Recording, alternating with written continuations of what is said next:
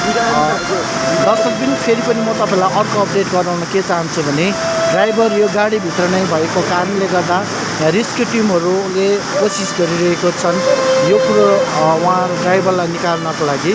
अनि हामी उहाँहरूलाई पनि रेस्क्यु टिमहरूलाई पनि हामी यतिखेर केही हेल्पफुल गर्न सक्यौँ भने राम्रो हुन्छ भनेर हामी यहाँबाट चाहन्छौँ।